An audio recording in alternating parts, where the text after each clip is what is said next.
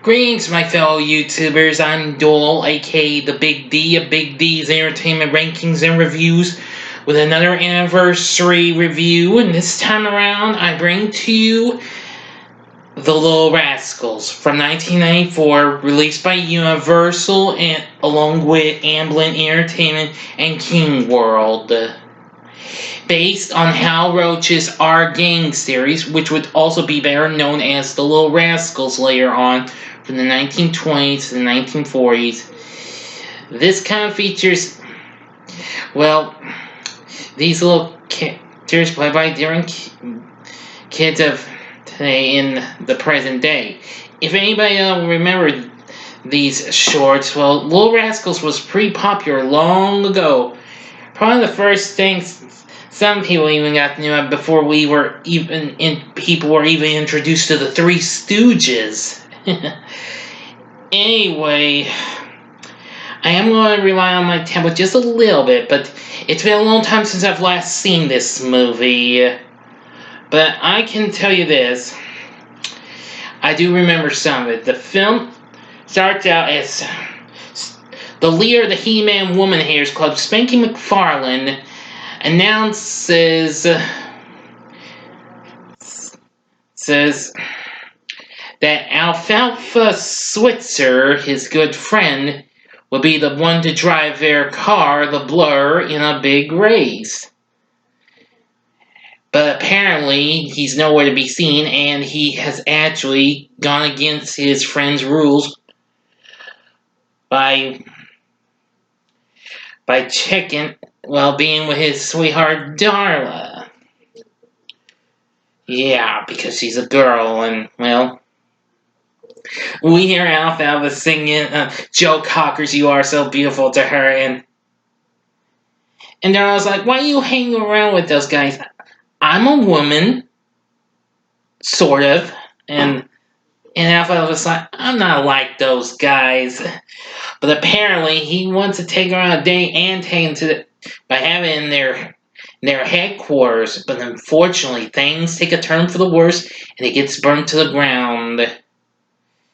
So they had to try and find a way to get some money to rebuild their He-Man Woman Haters Clubhouse back up.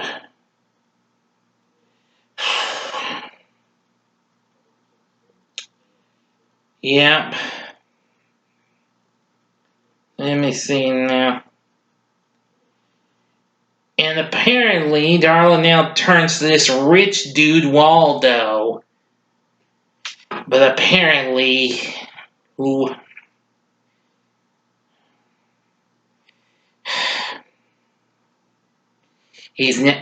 to make matters worse, as punishment, Alfalfa's then put the guard duty in guarding their go-kart, the Blur, by one of their members, Stymie. In the hopes of trying to get Darla back and what have you, he tries to get everyone to help. Well, some to help, especially Porky and Buckwheat. But unfortunately, it takes a turn for the worse. He and Spanky try to get into ballet performance.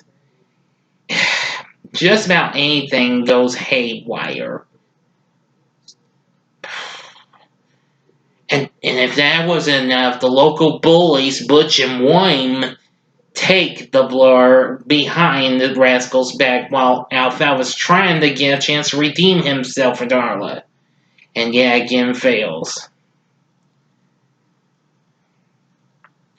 And he and Spanky start calling each other names. I mean, I laughed with Spanky just making a face when he calls him one name, but it's been a long time. Don't worry, it's no bad words or anything. It's just silly. Well, let me see now. But anyway, they made amends and decided to get back at those boys and others by creating a new version called the Blur 2, the sequel. And on the day before the race, well, as I mentioned, Spanky and Alfalfa reconcile their friendship. And hopefully, possibly, get a chance to win back win a big trophy given by racer AJ Ferguson. And on the race, they're going up against some, including Waldo, and Darla's with him. And Butch and Warren had turned the original Blur into the Beast. Well, they fire up their engines and get going. Now, I am going to tell the ending to this, so if you have not seen the movie, I'll give you 5 seconds to stop. Okay, now, they really go real well, but I tell you, when they fire up to get more speed, Waldo already gets a commanding lead, but Spanky and Alfalfa get going and speed off. But Butch and Warren take a turn for the worse. When they fire their rockets, it's just the sparks from the front, and Butch turns to Warren's like, "You idiot! You put them in," and they both say, "Backwards!" I just laughed so hard at that part. But they managed to catch up, but soon, well, kind of, Waldo throws like a smoke stick, kind of like a flare, but it just had like a smoke bomb or something. But apparently, he spills the beans and, well, apparently leaves Darla behind. But apparently, they think Waldo's saving their skin here. As soon as Alfalfa has Darla's hanky still, manages to get it back on their hood ornament and wins by the cowlick on his hair. Yeah. Wins the race. They are given the trophy by AJ Ferguson, who turns out to be a woman. They thought it was a guy. Oh, wow.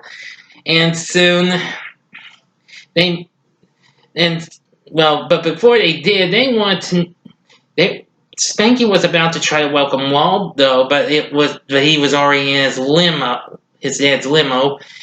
And now he's like, "Who's this guy who saved our butts?" And it was Darla. He just faints, and Alpha and Stymie start trying to fan him. It's like, well, if that don't beat all. Once they get in the trolley, they were just stunned by learning that AJ Ferguson was a woman. Can you believe it?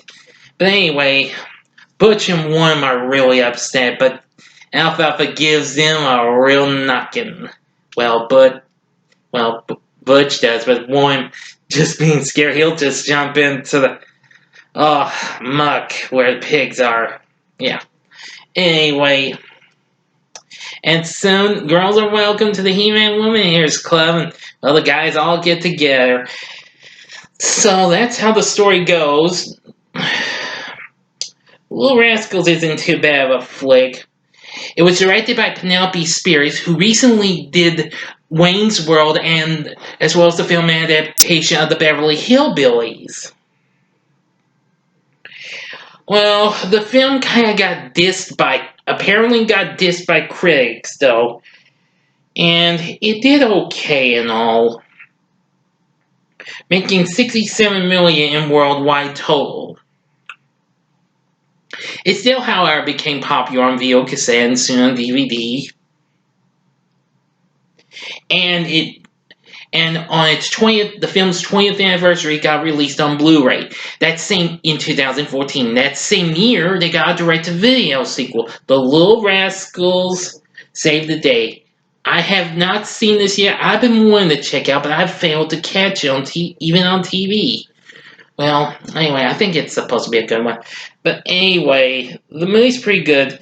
The cast includes Travis Tedford as Spanky, Bug Hall as Alfalfa, Brittany Holmes as Darla, Kevin Jamal Wood as Stymie, Jordan Warcall, who was actually dubbed by E.G. Daly, who was a voiceover for the cartoon series Rugrats and lots of others, did Froggy. This guy had like kid with a croaking voice, and Zachary Mabry as Porky, Ross Elliott Bagley, who was on The Fresh Prince of Bel-Air at the time as Buckwheat, and the list goes on. Blake McIver Ewing, who was actually on Full House, which reminds me, the Olsen twins make a cameo appearance. There are lots of others who make cameo appearances.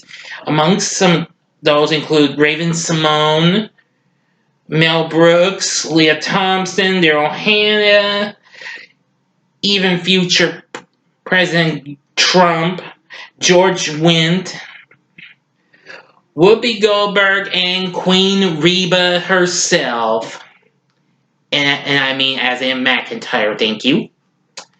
Anyway, what did you think of the Little Rascals? Please feel free to let me know in the comment section. Like and subscribe to my channel. And tomorrow I'll be doing another anniversary review, and it'll be on the animated cult classic The Iron Giant. Until next time, I'm the Big D saying, see ya.